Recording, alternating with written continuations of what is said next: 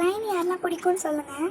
சோகத்தால் இதுதான் மாறிடும், கண்ணீர் விட்டால் பூவா பூத்திரும், என்னாகும் ஆவாதே. போதும் போதும் வாங்க, நம்ம ஈவினிங் டைமில் வந்து செய்யலாம். அப்படியே இந்த பாட்டு பண்ணணும்னு தோணுச்சு, அதான் பாடினேன். சரி நம்ம ஷவர்மா செய்யலாமா?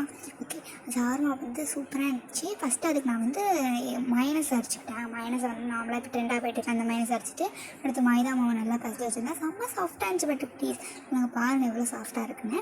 அடுத்து வந்து அந்த மாவை நல்லா வந்து உருண்டை பிடிச்சி அதை மறுபடியும் ரேப் பண்ணி இப்போ ஒரு பிளேட் போட்டு மூடி வச்சுக்கிட்டேன். பட் ப்ளீஸ் அடுத்து வந்து முட்டைக்கோசையும் கேரட்டையும் நல்லா வந்து கட் பண்ணிவிட்டு முட்டைக்கோசை துருவிட்டு அதுக்கப்புறம் மைனஸ் அரைச்சி வச்சு மிக்ஸ் பண்ணி அதையும் நல்லா வந்து மிக்ஸ் பண்ணி எடுத்துக்கிட்டேன். பட் ப்ளீஸ் அடுத்து இந்த மாவு கொஞ்சம் நல்லா புஃப்னு வந்துருச்சு. நான் ஈஸ்ட் இல்லாமல் கேர்டில் வந்து பேக்கிங் சோடா போட்டு தான் பட் ப்ளீஸ் பண்ணியிருந்தேன். சூப்பராக இருந்துச்சு. இந்த பாருங்கள் எவ்வளோ புஃப்னு வருதுன்னு சூப்பராக இருந்துச்சு. அடுத்து வந்து சிக்கன் நல்லா ஃப்ரை பண்ணிவிட்டு அந்த சிக்கனையும் அந்த மைனஸ் போட்டு வச்சுருந்தேனே அதையும் நல்லா இது பண்ணிவிட்டு வச்சுட்டேன். But please bye.